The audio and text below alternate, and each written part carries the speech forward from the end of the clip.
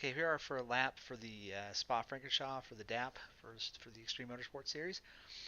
So as we come out of the last corner and down to turn one, what I like to do is look at the light colored section of the track, and then it kind of goes away. So there's this light colored section, and it stops, and there's a blank and then a dark section. So when I hit that dark section is where I have to brake. And then it's getting this car inside as close as you can to the wall, and then getting on the power as early as you can for the straight. To do that, obviously, you got to unwind the wheel as soon as you can. So try to get those three little things right through this corner. You carry a ton of speed then down through a rouge and down the backstretch. So as we come, you'll see the light colored section. It stops, then boom, on the brakes hard for that when it gets dark. Stay to the inside, unwind the wheel, and get on power. So now we go down through a rouge, obviously most famous corners of motorsports. They've opened up the 1X, so you can get a little more of the inside of the track than you used to be able to get. So I start looking at this curbing here and try to cut as much of this as I can to help open up this section here and try to late apex it. When you get this entry kind of right and wide and you get through here, then the 1X at the top of the hill is never a problem. Fact is, I think on this lap I even turn left a little bit because I have plenty of room to not get a 1X and still use a little bit of that curb and not I'm still keeping the wheel as straight as I can, but I'm able to kind of get the car pointed left earlier.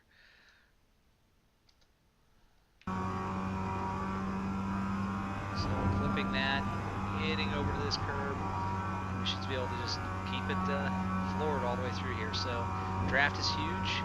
Obviously we have to play it smart tonight.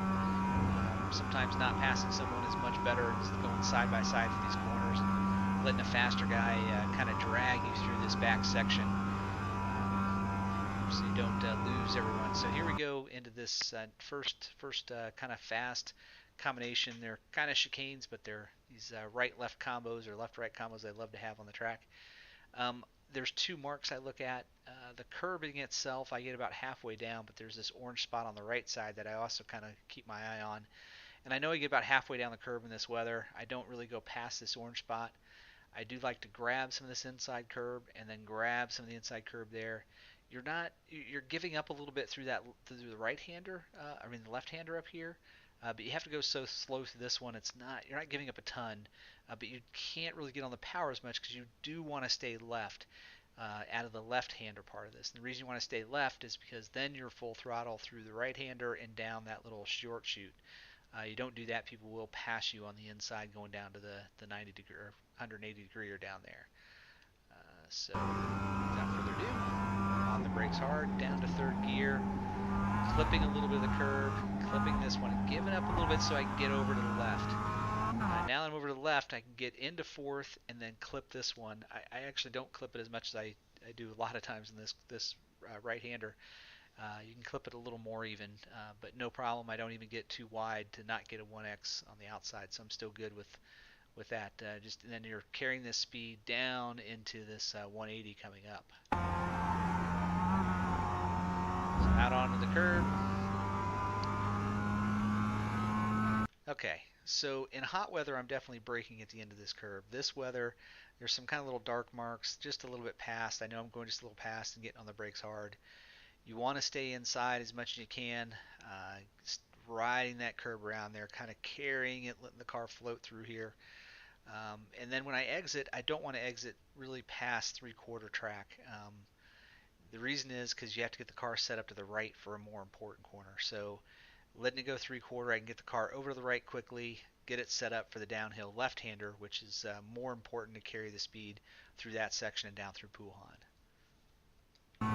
So on the brakes hard, trailing it in, trying to keep it as close to this curb as I can, getting on power, and not, as you can see, I'm not going to track all the way out. And that's, as I said, so I can get over here onto this curb on the right side and get the car straight as soon as possible. This is a very light braking then for this right-hander. Again, I don't clip as much of the curb on this lap as I do other laps, but it's about trying to straighten that out and get around that curb so you don't get pushed wide, but also carry as much speed down this hill. You get this corner right, it's very rewarding. A great little corner on the track. So to the right, light braking, maybe none times, down the hill. So my breaking point down here never seems to change. It doesn't seem to matter what car I'm in, what weather is, but there's this light section of grass over here, and it kind of has a part that sticks out. That's kind of like a line. Let's go down here. So you can kind of see where this line kind of forms and ends, and that's about my breaking point.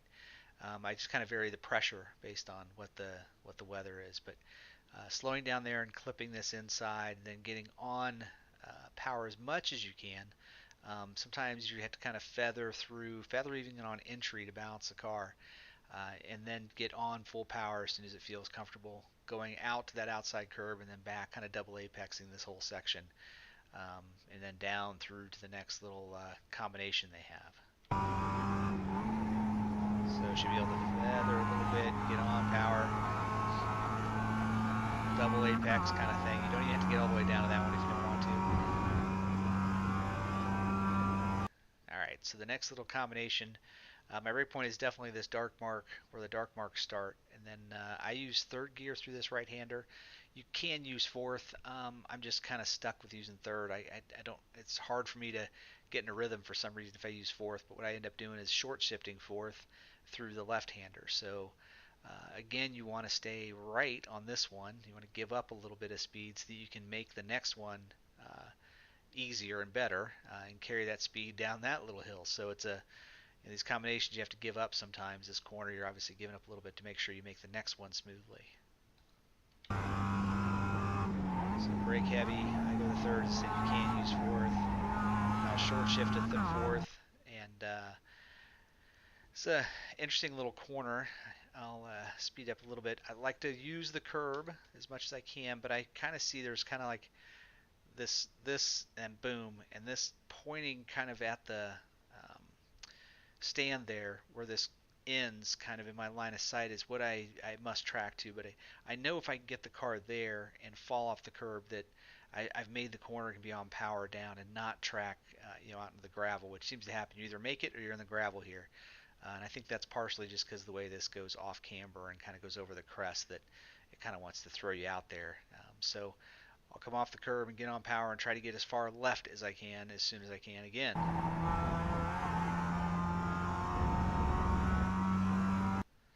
Okay, when we come over to this one, we can use everything they give us. So this is nice and smooth. There's no bounce on the entry on this curb. So I get over here and use this, and my braking point pretty much is the transition between those two surfaces. And then using curb again on the inside, and not tracking out to the 1X on the outside, because this is again the point where the straightaway starts. So this corner is where this whole straight starts. So you got to get it right on the entry.